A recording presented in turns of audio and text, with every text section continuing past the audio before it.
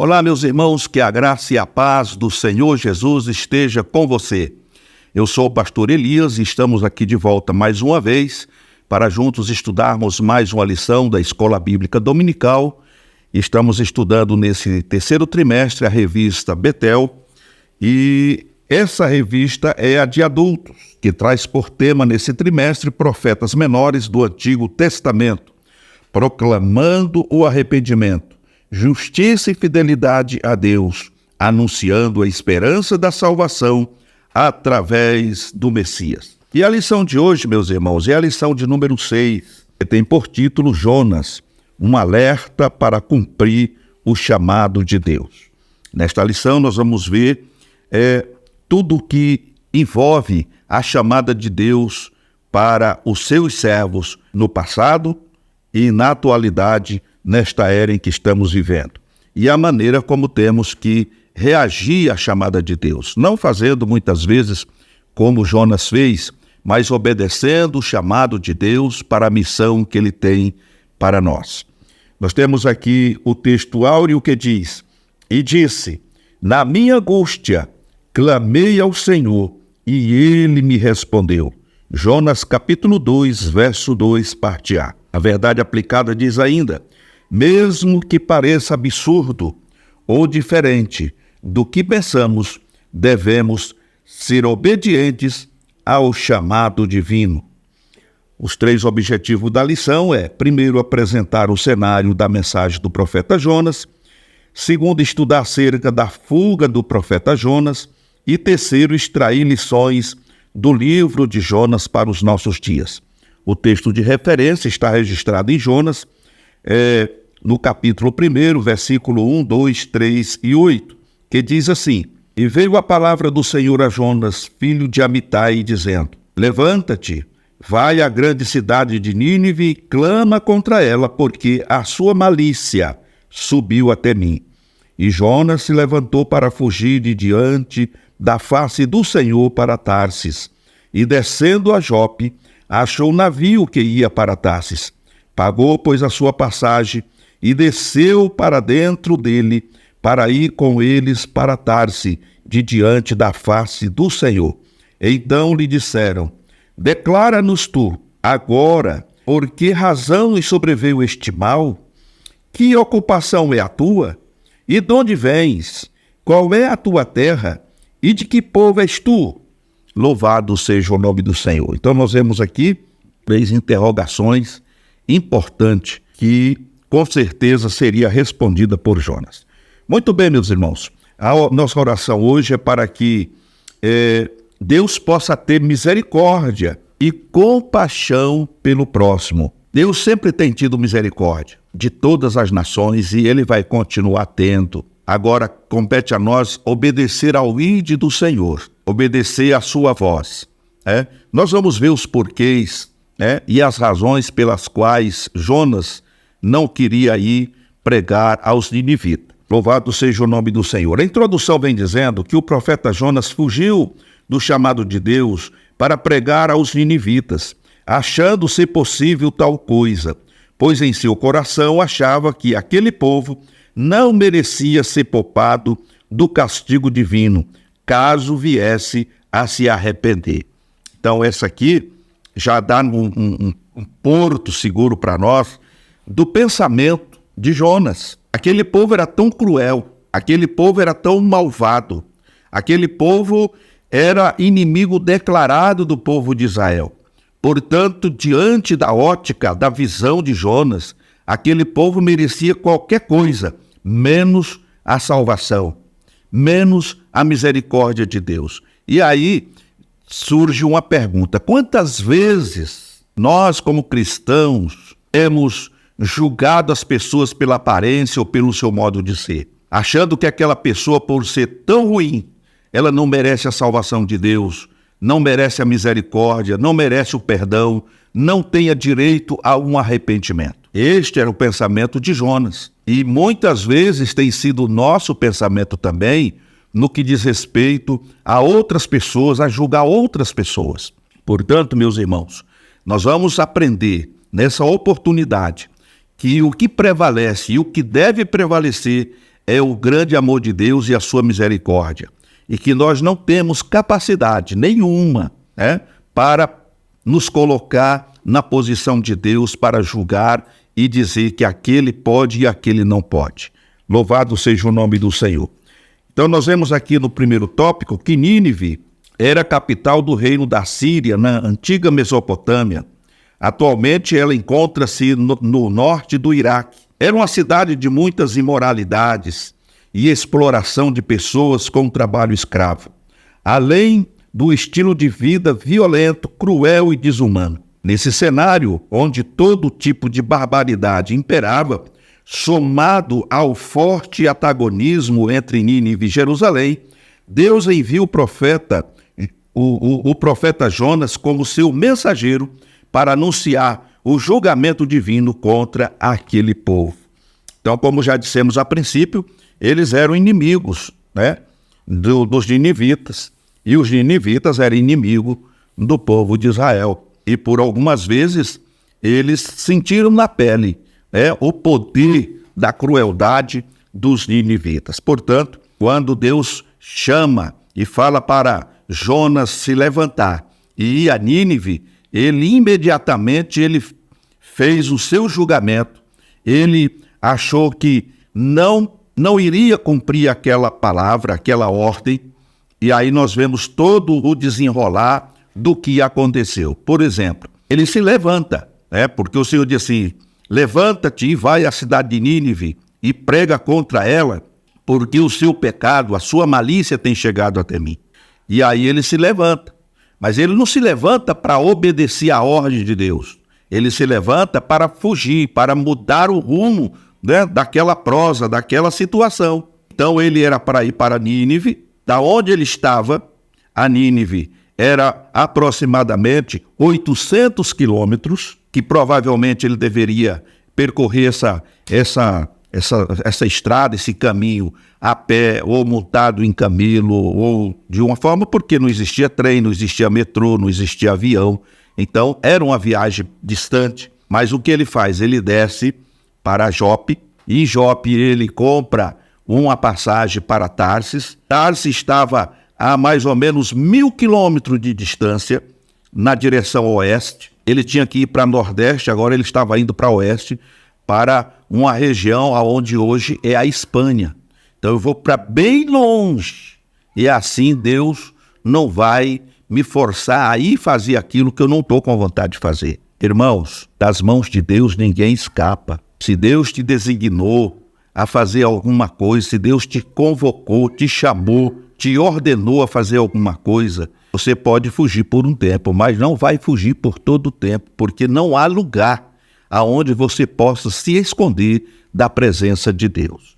Bendito seja o nome do Senhor. Então nós vemos aqui, conhecendo um pouco aqui sobre o profeta, nós vemos aqui que o nome de Jonas significa pombo. E isso é importante porque por muitos e muitos anos, né, principalmente na Idade do Bronze, né, na Idade Média, as pessoas não tinham correio como se tem hoje, né?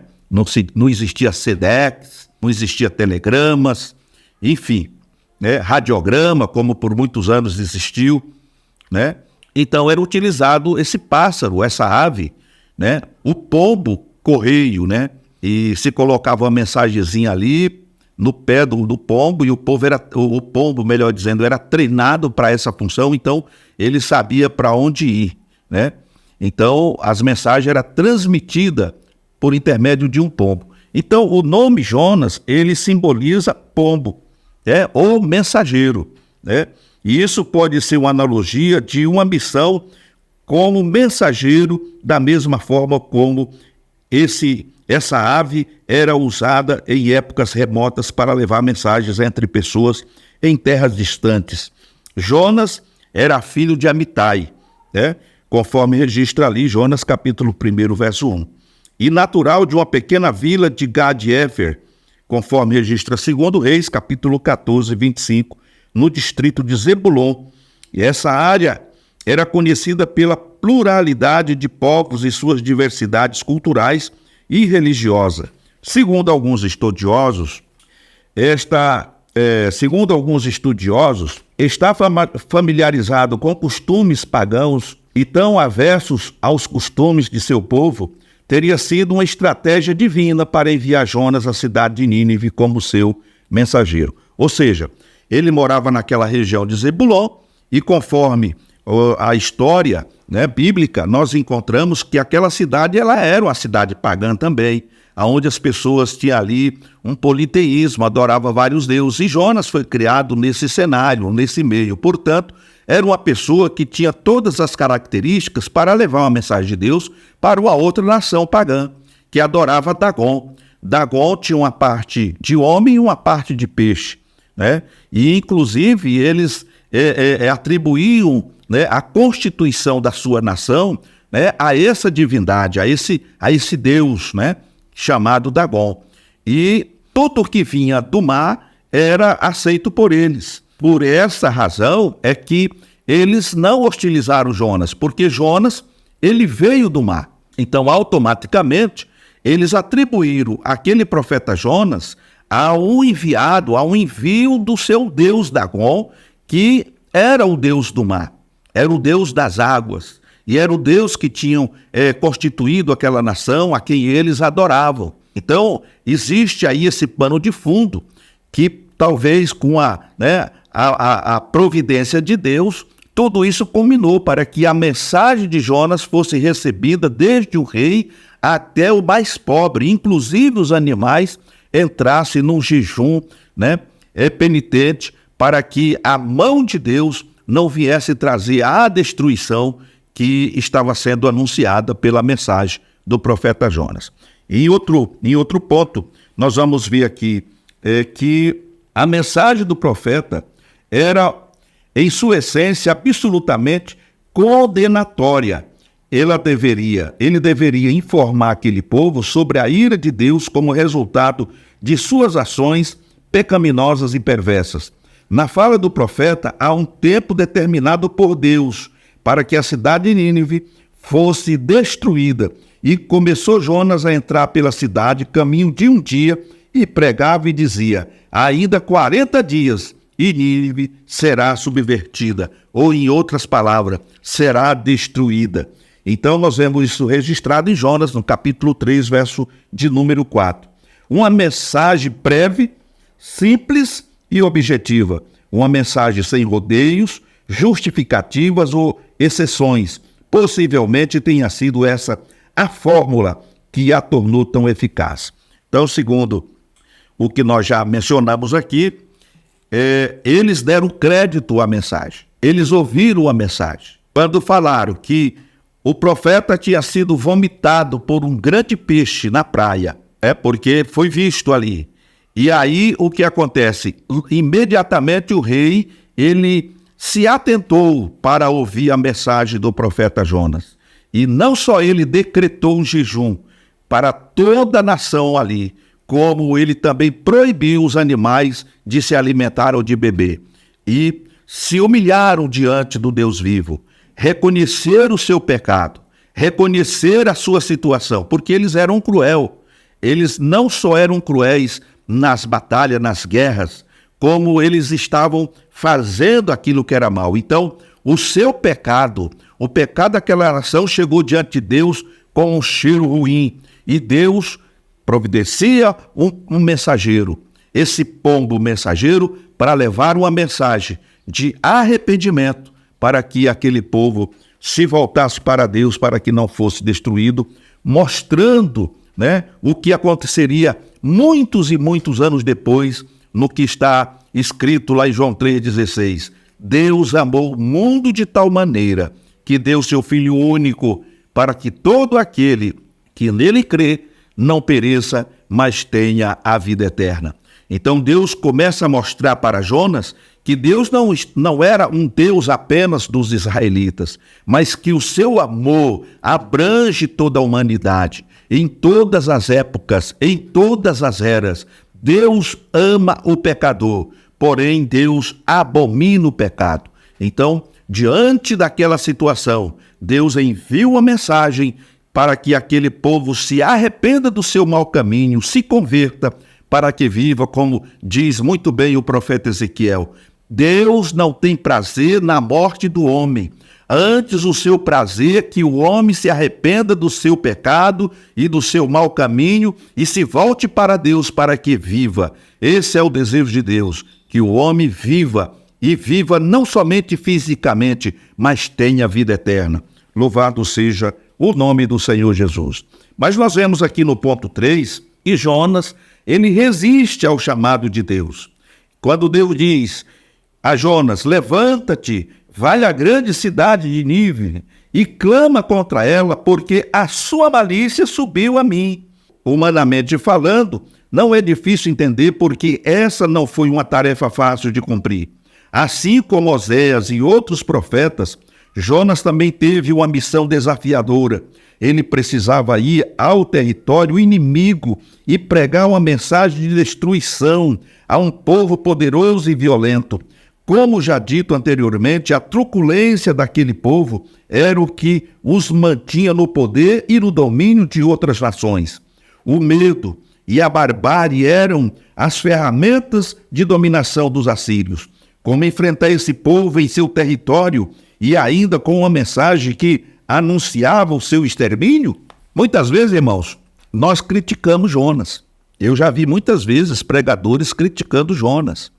Mas quando a gente procura entender o contexto geral de tudo aquilo que ocorreu e procuramos ler nas entrelinhas, se colocar na posição de Jonas, para ver quão difícil era aquela missão, aí a gente vai entender as razões e os porquês. No entanto, irmãos, muita gente fala que por conta da desobediência, é claro que foi, mas Deus transforma muitas vezes o mal em bem. Imagine, vamos parafrasear aqui.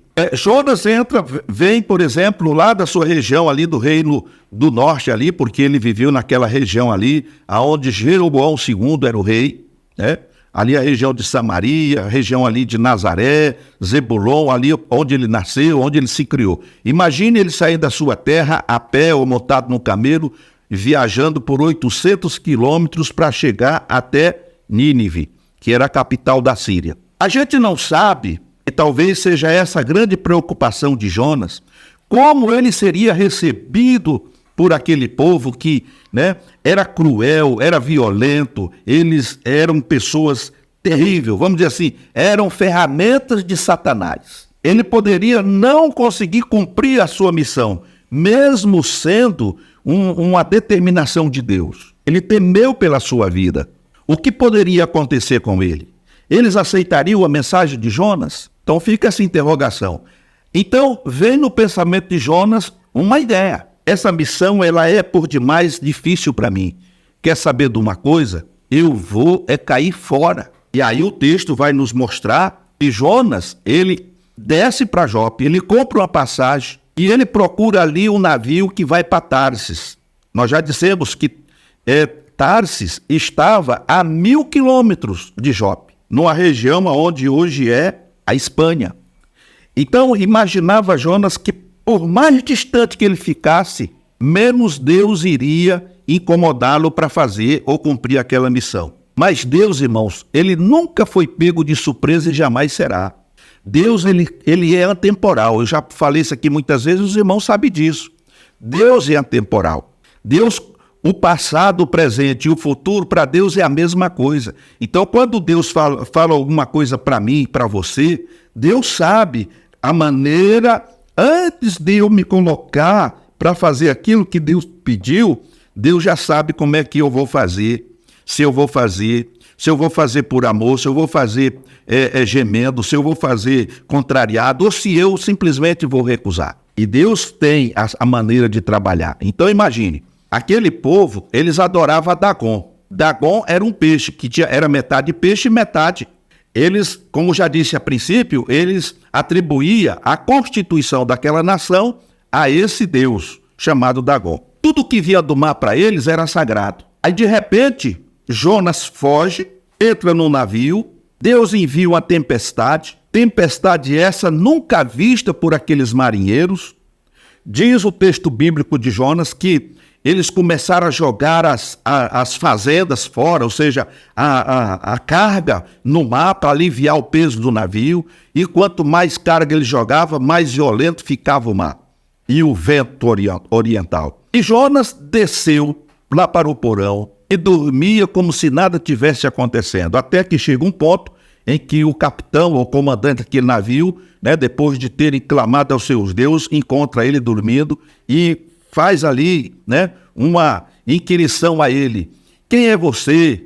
Da onde você vem?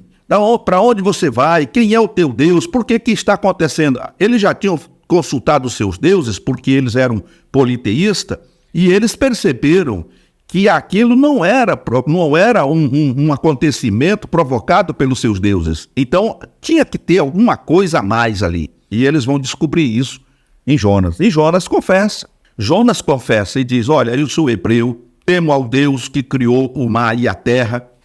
Eu estou aqui porque estou fugindo. E eles ficaram tomados de temor e perguntaram: e o que é que nós podemos fazer? Ele falou: me lança no mar. E quando ele foi lançado no mar, conforme diz o texto, Deus imediatamente providenciou ali um grande peixe. E, aliás, os teólogos debatem muito sobre essa questão. Era uma baleia, era um tubarão-baleia, era uma baleia cachalote, era um grande peixe. E esse peixe engoliu Jonas, preservando a sua vida. Coisa também que muita gente acha difícil, Porque ele ficou ali 3 dias e 3 noites, não foi diluído ali pelo ácido, do estômago daquele peixe. E ele viajou até a praia, aonde ele deveria descer para poder cumprir com a missão, com a ordem que Deus tinha lhe dado. Então, meus amados irmãos, talvez, eu não estou aqui com isso afirmando, mas eu acredito que talvez por aquele povo adorar um deus pagão chamado Dagon, que era metade homem, metade peixe, que era do mar, e que eles acatavam tudo aquilo que eles julgavam que o Deus estava orientando aquele homem ao sair das águas do mar, Até porque sem navio, sem barco, sem canoa, Simplesmente ele foi vomitado pelo peixe ali. E eles perceberam a situação daquele homem, então ele diz assim: esse profeta, ele é de Deus, então nós vamos ouvir. Talvez não tenha atribuído isso, não tenha atribuído que era o Deus do céu que estava enviando eles, mas que era o seu Deus Dagon enviando um mensageiro para trazer uma mensagem que eles precisavam se arrepender de tudo aquilo que eles estavam fazendo errado para que pudessem continuar vivendo. Mas a verdade é que Deus sabe trabalhar.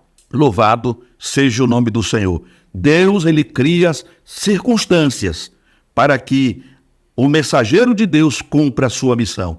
Nós não podemos ter medo daquilo que Deus nos delegou a fazer, porque aquele que delegou, ele é o mesmo que capacita, ele é o mesmo que vai conosco para nos fazer com que aquilo que fizermos seja bem feito, para que o seu santo e poderoso nome seja glorificado. Louvado seja o nome do Senhor Jesus. No segundo tópico, nós já falamos sobre a fuga de Jonas, Ele é engolido pelo grande peixe e agora ele recebe novamente uma segunda chamada. Então Jonas, arrependido, orou a Deus, e Deus ouviu a sua oração e disse: na minha angústia clamei ao Senhor, e ele me respondeu. Do ventre do inferno gritei, e tu ouviste a minha voz. Jonas capítulo 2, verso 2. Uma vez que o Senhor havia lhe poupado a vida, o profeta tem a oportunidade de retomar os planos iniciais do seu ministério, que eram os planos de Deus e não os seus. Depois que o grande peixe vomitou o profeta em terra firme, ele ouviu pela segunda vez a ordem divina para ir a Nínive, conforme está registrado no capítulo 3, versículo de 1 a 2. Apesar dos imprevistos vividos por Jonas, o local, o destinatário e a mensagem eram as mesmas. Nada foi alterado por causa dos temores ou da incompreensão de Jonas. Então, meus amados irmãos, aqui está. Talvez você, como um servo de Deus, tenha recebido algumas vezes uma mensagem para ser entregue e você temeu, tremeu, com medo da reação das pessoas, com medo da forma como iria ser recebida essa mensagem, a retaliação que você poderia receber por conta disso. Mas a verdade é que quando Deus nos comissiona, quando Deus nos manda, nós não devemos temer ao homem, nós não devemos temer a cara feia do homem, não devemos ter medo das ameaças, das retaliações, porque, como diz as Sagradas Escrituras, melhor é obedecer a Deus do que sacrificar. Louvado seja o nome do Senhor Jesus. Então nós vemos aqui que os ninivitas, só para fundamentar o que já dissemos, adoravam o deus peixe, que se chamava Dagon, o qual tinha parte humana e parte de peixe. Então eles acreditavam que Dagon tinha saído do mar, tinha fundado sua nação e que enviava para eles mensageiros do mar de tempos em tempos. Então, aqui fundamenta o pensamento que eu transmiti aos irmãos acerca de Jonas. Talvez se ele viesse por terra, talvez, não estou afirmando, ele não teria tido a mesma credibilidade. Mas como ele veio pelo mar, e eles, crentes de que Dagon mandava mensageiros de tempos em tempos para conversar com eles, alertar eles, então Jonas era mais um mensageiro enviado pelo seu Deus, entre aspas, mas eles não sabiam que o Deus verdadeiro estava mandando Jonas para que eles reconhecessem o seu pecado e se arrependessem. Louvado seja o nome do Senhor. E o resultado aqui é que, ao ouvir a mensagem, todo o povo creu em Deus, humilhando-se e jejuando, mostrando arrependimento por suas más ações, do rei até o mais carente do povo, incluindo os animais. Todos ficaram cobertos de roupas, de sacos e sobre cinza. O improvável aos olhos do profeta aconteceu. A perversa, imoral e idólatra Nínive se arrependeu e se converteu. A pregação de Jonas resultou em um grande avivamento naquele lugar, pois mais de 120.000 pessoas voltaram-se para Deus, ouvindo a mensagem de 7 palavras. Ainda 40 dias, e Nínive será subvertida. Jonas capítulo 3, verso 4.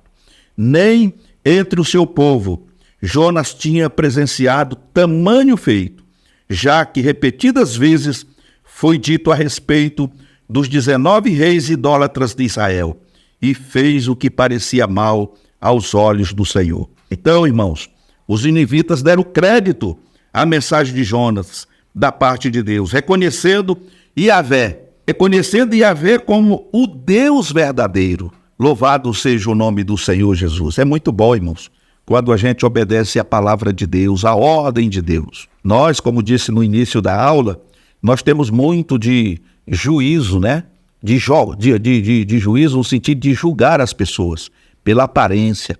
Nós olhamos para alguém e já traçamos ali um perfil daquela pessoa.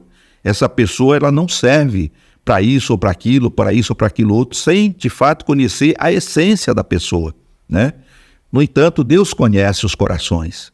E ainda bem, louvado seja o nome do Senhor por isso, que Ele não nos julga pela nossa aparência. Porque de aparência o mundo está cheio, Inclusive dentro da igreja. Tem muita coisa que parece, mas não é. Mas Deus não se deixa levar pela aparência, Deus não faz um julgamento aparente. Quando Deus julga pelo que está dentro de cada um de nós, Louvado seja o nome do Senhor. No terceiro tópico, nós vamos ver Jonas para os dias de hoje. Mesmo as pessoas que nunca leram a Bíblia já ouviram falar de Jonas em algum momento. Sabe alguma coisa a respeito desse profeta, nem que seja sobre ele e a baleia. Assim como Jonas, de alguma maneira também já tentamos fugir dos propósitos e das ordens de Deus para cumprir nossa missão.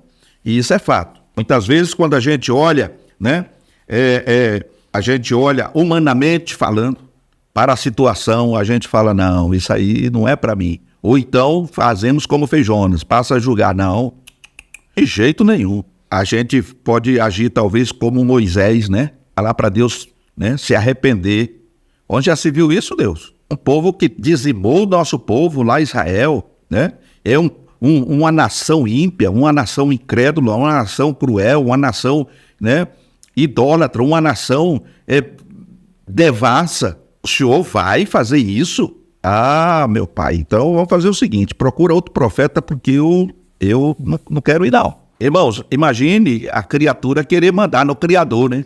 Não tem lógica. A criatura não pode mandar no Criador. Deus é o nosso Criador. Deus nos tomou como filhos. Nós somos filhos de Deus. E Deus é o nosso Pai. E o bom filho obedece o Pai. Mesmo que a missão seja dura, seja sangrenta, o filho vai, porque o Pai mandou e em obediência ele vai cumprir, vai fazer o melhor. A Jonas ele se recusa. E muitas vezes nós temos nos recusado. Quantas vezes o Senhor levanta você para ir para um determinado lugar? Aqui falando de ministério. Deus manda você ir para uma cidade pobre, um povo pobre, né? Ou um povoado pobre que não tem nenhum tipo de recurso. São pessoas que precisam ser ajudadas, né? Financeiramente falando, e não tem, porque não tem condição de ajudar. E o pastor vai ali para sofrer junto com aquelas pessoas. Muitas vezes o pastor se dispõe até ir, mas a esposa, acostumada com conforto, né, os filhos acostumados com a boa escola, com conforto, se negam e não vão cumprir a determinação de Deus. Não vão por quê? Porque eles estão preocupados no que eles poderiam estar recebendo e não vão receber nada, não tem poder financeiro, aquisitivo ali. O povo é pobre, o povo estão muitas vezes abaixo da linha de pobreza. Então quem vai lá vai sofrer. Nós vemos, por exemplo, regiões aí no norte, nordeste do nosso país, pessoas que vivem ali, né, à míngua. Muitas vezes não recebem assistência de nenhum grande ministério que existe nesse país, mas eles se dispuseram, porque apesar dos pesares, ainda existe pessoas que acatam, que aceitam a ordem de Deus e vão fazer a obra, porque eles não estão visando ali poder aquisitivo, financeiro, mas eles estão visando as almas que precisam ser alcançadas pela pregação do Evangelho. Então há uma diferença e nós temos essa dificuldade. Agora, quando somos enviados muitas vezes para uma igreja grande, que tem muitos crentes e que tem um bom rendimento financeiro, aí nós vamos com um sorriso no rosto, porque sabemos que lá vamos ser, né, abençoados, né, financeiramente. E outra tática que tem funcionado é, deixa como está, venha como está e deixe como está. Pessoas ficam ali, porque o importante é ter números de pessoas, né? Quanto mais gente, infelizmente é assim que tem. E muitas vezes, muitos estão enquadrados nisso aqui, fugindo da responsabilidade, porque não vai ter retorno financeiro para essa pessoa. Porque muitos pregadores hoje, muitos pastores, eles estão preocupados com os dividendos, com a lã da ovelha, com a gordura da ovelha. Eles não estão preocupados com a situação da alma daquelas ovelhas. Mas que Deus tenha misericórdia de nós. Vamos adiante. O livro do profeta Jonas evidencia de forma extraordinária, inquestionável e inequívoca o poder de Deus. A experiência vivenciada pelo profeta demonstrou o poder de Deus sobre a natureza quando enviou a tempestade, Jonas 1:4, e acalmou. Também ao enviar o grande peixe para resgatá-lo e ao devolvê-lo em segurança na praia, conforme Jonas 1, verso 17, capítulo 2 e verso 10. Da mesma forma, quando Deus acelerou o crescimento de uma planta, a aboboreira, e usou um verme para destruí-la, numa demonstração pedagógica de que nada foge ao seu controle, Jonas capítulo 4, verso 6. O salmista teve essa compreensão ao escrever: Tu me cercastes em volta e puseste sobre mim a tua mão. Tal ciência é para mim maravilhosíssima, tão alta que não a posso atingir. Salmo 139, versículo de 5 a 6. O Senhor é o Deus Todo-Poderoso que fez os céus, o mar e a terra. Jonas capítulo 1, verso 9. Apesar de todo o poder, é um Deus misericordioso e compassivo, sempre pronto a reconciliar-se com o homem, mediante ao seu arrependimento. Louvado seja o nome do Senhor. Então, todos esses milagres que Deus realizou ali na vida de Jonas foi uma aula pedagógica para que Jonas entendesse, e nós no nosso tempo entendesse, que Deus, ele é o Criador dos céus e da terra. Ele é o Deus que opera milagre, que tem o poder de fazer as coisas que nós não podemos fazer. No entanto, nós precisamos entender uma coisa, irmãos. Deus pode, se Ele quiser, fazer com que o Evangelho alcance toda a humanidade, mas Deus não enviou anjos, mas Deus nos comissionou para que nós façamos essa parte, que nós façamos a pregação, que nós levemos o Evangelho a toda criatura. No entanto, Ele, Deus, se compromete em fazer aquilo que está fora do nosso alcance, convencer o homem do pecado, do juízo e da justiça, é papel do Espírito Santo. E quando nós fazemos a vontade de Deus, Ele faz a sua parte. Então eu não tenho o poder de convencer o homem, mas eu tenho o poder e a autoridade de pregar o Evangelho com todas as letras, sem acrescentar, sem diminuir, colocando o dedo na ferida e não colocando apenas uma folha de pimenta ali esquentada no fogo com azeite de mamona, mas espremer o carnegão para que o bálsamo venha curar e trazer a cura para aquela enfermidade maligna. Louvado seja o nome do Senhor. Por outro lado, nós vemos aqui que o arrependimento, quando ele é verdadeiro, ele produz mudanças.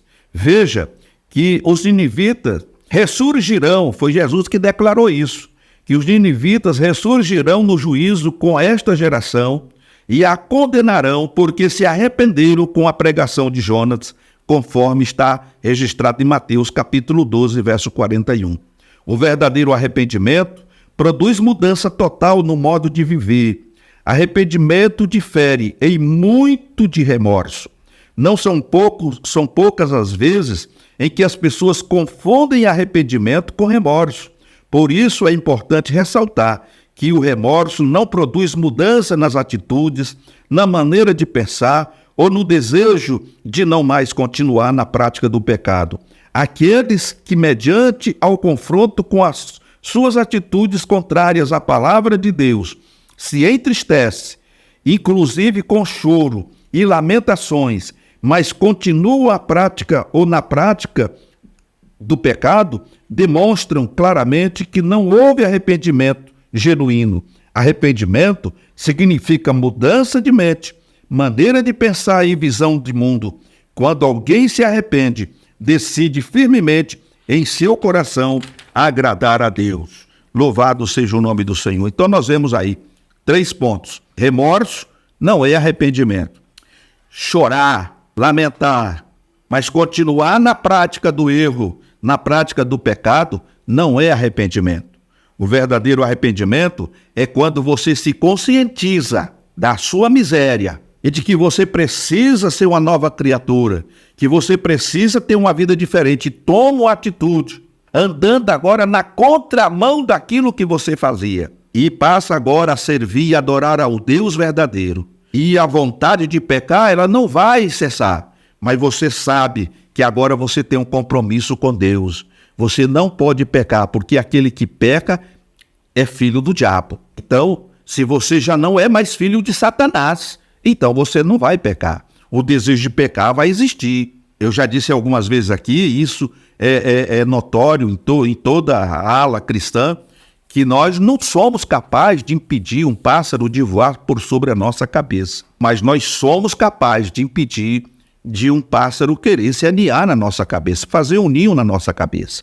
Então isso quer dizer, meu querido irmão, que as tentações elas vêm, mas o hino da harpa diz: tentado não ceda, porque ceder é pecar. Então nós temos esta convicção de que somos tentados, mas quando nós não cedemos à tentação, nós estamos adorando a Deus e agradando a Ele e o adorando na beleza da sua santidade. Um outro ponto para concluir a lição é que nós não podemos fugir do chamado que Deus tem nos feito. O chamado de Deus pode causar temor e desconforto para aqueles que fixam seus olhos apenas nos desafios e obstáculos que precisarão enfrentar para cumpri-lo. No entanto, a vida de Jonas ensina aos servos de Deus que não se deve fugir ao seu chamado, qualquer que sejam os motivos que insistam em desencorajar ou desmotivar. O chamado para obedecer a Deus deve superar qualquer tentativa da natureza humana em fugir da responsabilidade que ele deu. Só assim será possível entender que é um privilégio servi-lo, pois ele quer usar seus filhos apesar de suas limitações. E aqui nós podemos englobar o que já dissemos, né? Muitas vezes, eu vi isso muito acontecer no Nordeste. Eu vivi muitos anos ali na região do Maranhão, Piauí, sou do Maranhão, nascido ali no Maranhão, e por descender de uma família de pastores, evangelistas, eu vi muitas vezes os meus tios, não vou falar de outras pessoas, muitas vezes estava ali numa cidade e estava tudo bem, né? A igreja florida, né? Já não passando tantas privações, principalmente naqueles idos de 50, 60, né? Os anos 50, 60, né? Foi uma época muito difícil para o evangelho. E quando as coisas começavam a dar certo, o pastor presidente na convenção tirava às vezes um meu tio de uma cidade e mandava para outra para começar tudo do zero. Então era aquela luta. E muitas vezes a gente via que, né? Ou ficava sabendo, logicamente, porque eu não era ainda um ministro do evangelho, portanto ouvia o comentário dos meus tios, né? Que muitas vezes alguns obreiros se recusavam aí e muitas vezes acabavam perdendo o campo e não iam para lugar nenhum, né? Porque se recusavam a aceitar a condição que estava sendo imposta pela mesa diretora ali, pela convenção, porque antigamente era assim que funcionava, né? Ninguém era dono de campo. Então, hoje a gente vê aí que foi tudo dividido, hoje cada cidade tem um pastor presidente. Naquele tempo a convenção era quem designava os pastores para o campo. Louvado seja o nome do Senhor. Então, como disse a princípio, se a igreja era grande, tinha recurso, a pessoa ia com um sorriso no rosto, mas quando era para iniciar do zero um trabalho, como no caso o meu tio Antônio, o meu tio Sebastião, o meu tio Manuel, né, que foram os evangelistas, o trabalho do evangelista era desbravar. Muitas vezes ia para a região, que não tinha nenhum crente, tinha que enfrentar a igreja católica romana, que era cruel naquele tempo, né? As autoridades da cidade eram o prefeito, o delegado, o juiz e o padre. Então, era complicado naquele tempo. Os mais antigos devem saber perfeitamente o que eu estou dizendo. Então, era muito difícil, mas eles iam em nome do Senhor Jesus, né? Muitas vezes não tinham o que comer, muitas vezes era proibido os comerciantes vender comida para o pastor, para o protestante, como era conhecido, né? Então, a minha família passou por essas situações. Hoje estão na eternidade com Deus, desfrutando das bênçãos do Senhor. Mas eu guardo na minha lembrança, na minha memória, muitas das aflições que eles passaram naquele tempo. Hoje não se vê mais isso. Mas mesmo assim, se você pegar hoje daqui de São Paulo, um evangelista, por exemplo, que tem aí uma vida tranquila, né? E querer mandar ele lá para aquela região ribeirinha onde não tem nada, muitas vezes onde não tem assistência médica, porque para lá não tem mesmo. Eu acredito, se ele não tiver realmente amor às almas, ele não vai fazer igual Jonas. Mas que Deus tenha misericórdia de nós. Concluindo, a misericórdia e a graça de Deus demonstrada para com os ninivitas também pode ser percebida na vida e no chamado do profeta Jonas. Pois, mediante ao seu clamor, o Senhor o ouviu, dando-lhe uma nova oportunidade, tirando-o das profundezas de sua desobediência. Que Deus possa nos tirar dessas profundezas da desobediência e estar pronto para ouvir, né, e cumprir com a ordem que o Senhor tem nos dado. Meus amados irmãos, um outro sim é que os irmãos que têm nos acompanhado, que têm gostado do trabalho que temos aqui desenvolvido para Deus, eu quero pedir aos irmãos que os irmãos nos ajudem, né, ou ajude o canal a crescer. E os irmãos compartilhem essas mensagens com os seus familiares, com seus amigos. Vamos divulgar o trabalho do Senhor. Porque muita gente, com toda certeza, estão precisando ouvir uma palavra de fé, uma palavra de esperança, uma palavra de ânimo, uma palavra de vida eterna. Muitas vezes está desanimado. E você que tem nos acompanhado, tem estado conosco, né? Você pode contribuir, colaborar conosco, nos ajudar nessa missão. Compartilhando através do WhatsApp, através das suas redes sociais, né, colocando as mensagens. Nós temos muitas mensagens gravadas aqui no Bíblia Talk E você pode fazer uso dessas mensagens compartilhando, né? Também deixando o nosso like, né? Deixando aquele like para que o canal possa crescer, porque a função do like é uma só. A partir do momento que você dá o like, você está dizendo que você está gostando do conteúdo. E automaticamente, né, a plataforma ela vai começar a triplicar isso, ela vai começar a divulgar isso para mais pessoas. Então é isso que nós precisamos. E eu tenho certeza que através da sua ajuda, da sua colaboração, o trabalho do Senhor vai se expandir e nós vamos ter um alcance maior de pessoas que, como você, todo domingo vai estar participando da aula conosco. Nós trazemos aqui uma palavra direta, objetiva e prática para a nossa vida diária, tirando todas as aplicações para o nosso cotidiano. Esse é o nosso intuito, esse é o nosso desejo, é o nosso objetivo de adorar a Deus e sempre aprender mais da parte do Senhor. Portanto, fiquem todos na paz do Senhor Jesus e até uma próxima oportunidade, se Ele assim nos permitir.